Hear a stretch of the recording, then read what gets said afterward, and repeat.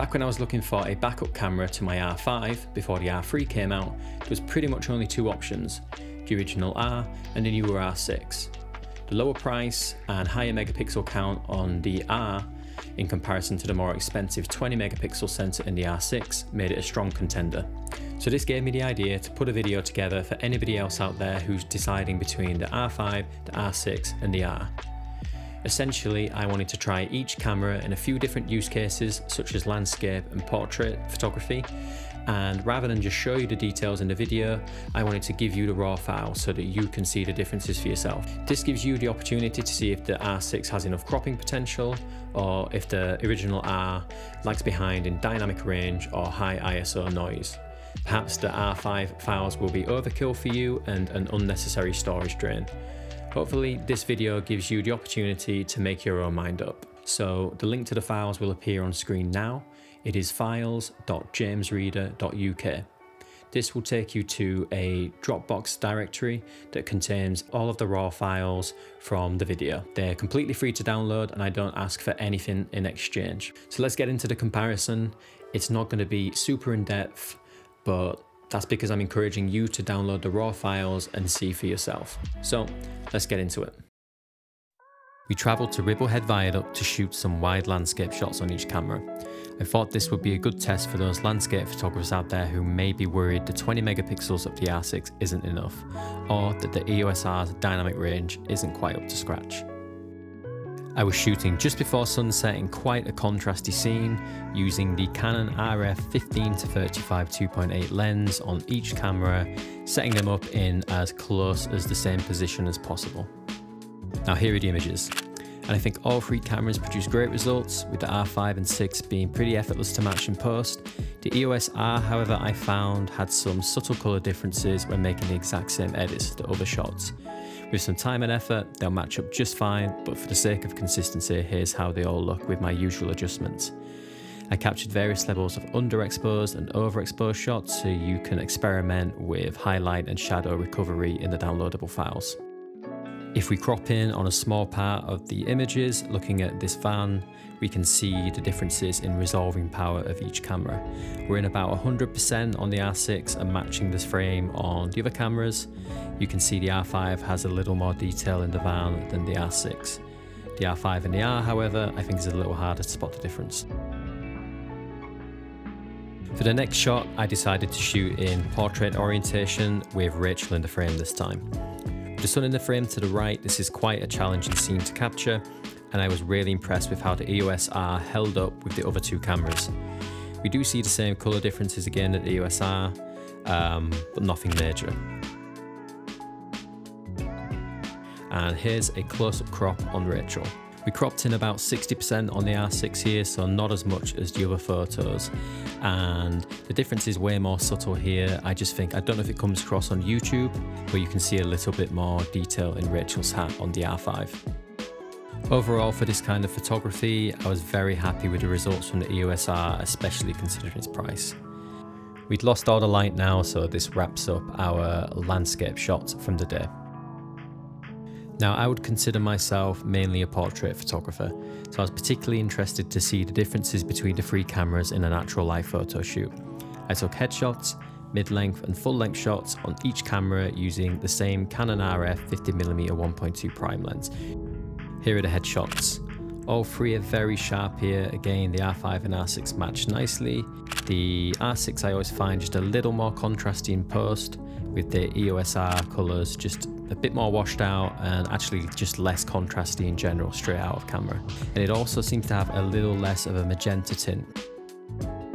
Now here's a closer crop on all three of the images.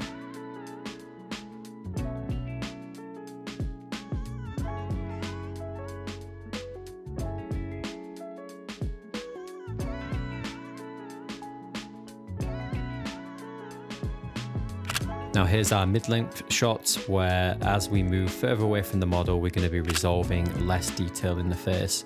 And now it's becoming a little more noticeable that we're rendering less skin detail on the R6 in comparison with the other two cameras. This could be seen as a bad thing, but it also could be seen as a convenient thing because it's less editing in post.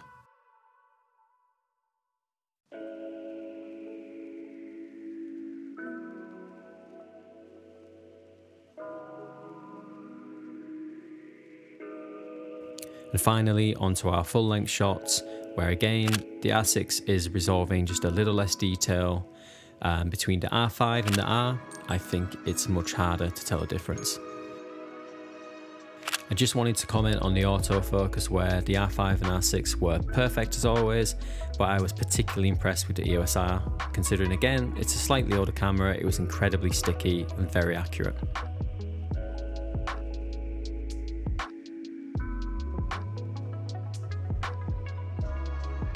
For the final portrait test, I wanted to use all of the cameras in a studio-like environment to capture some super sharp, high-resolution headshots with controlled lighting to see if there's a noticeable difference in resolved details between the cameras. I'm using the Canon RF 85mm 1.2 prime for each shot, stopped down to f8 to capture plenty of detail. Here are the shots, and I think they all came out pretty good. I think they matched up pretty easy in post, with actually the R6 standing out a little bit here of being a bit warmer and kind of having like a yellow tint to the images, which isn't unusual for the R6, but pretty easy to fix. Here's a close look at the images, showing some of the skin details, again illustrating the differences between each camera in terms of resolution, but I would still encourage you to download the images and take a look for yourself. Punching in on the eye highlights the differences in detail captured between the cameras. Particularly on the R6, you can see some reduced skin detail below and above the eye, as well as less detail in the eyebrows.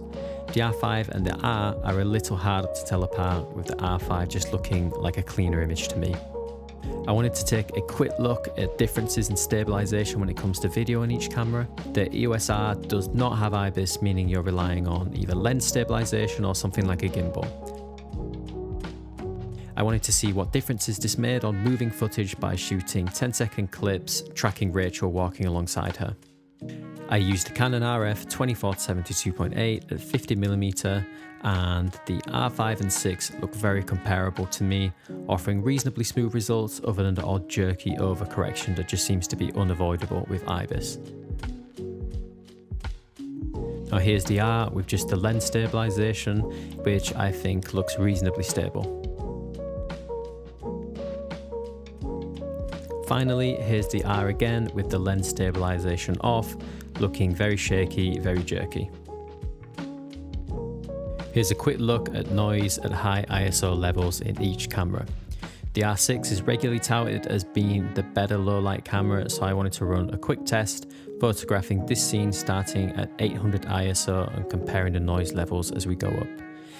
I really encourage you to download the files at this point and take a look at these ones in Lightroom, because in the video the noise is pretty exaggerated for whatever reason. Here we move up on each camera from ISO 800 through to 12,800. To me, the R5 felt like it was the best throughout. It may be slightly noisier than the R6, but I felt it retained more details in the higher ISO. I thought the R did absolutely fine. And here's some closer crops moving back through the images.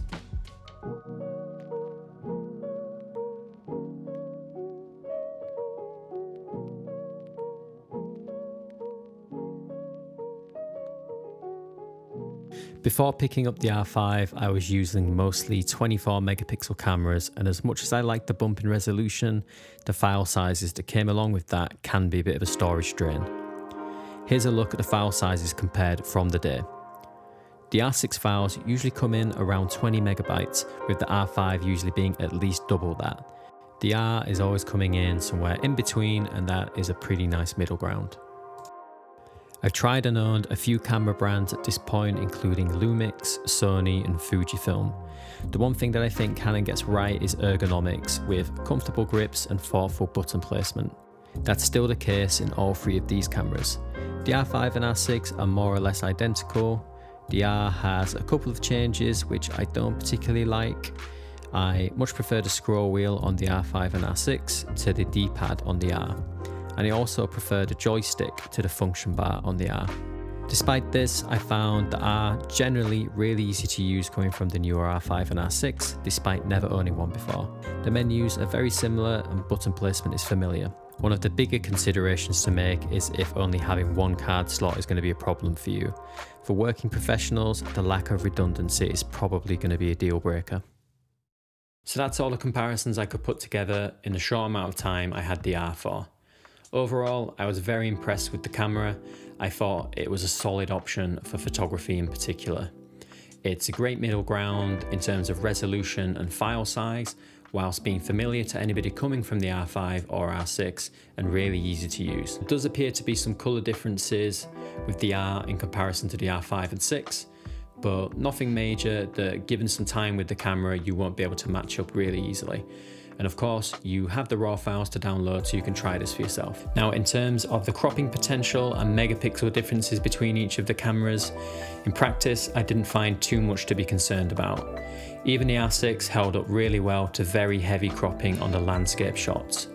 For portraits, sure, it may capture a little less skin detail in some kinds of shots, but sometimes you don't want those details because it is just extra work in post. The R, however, I was very impressed with, and I felt like the files got very close to the files of the R5. If video is particularly important to you, then I would still encourage you to go with the R5 and R6, but I've seen people produce amazing results with the R despite its limitations, which are things like 8-bit internal recording and a pretty significant 4K crop. For me, the biggest drawback with the R, which led me to buying the R6, was the lack of dual card slots. I do just like having that peace of mind and redundancy. So that brings us to the end of the video, and hopefully it was helpful.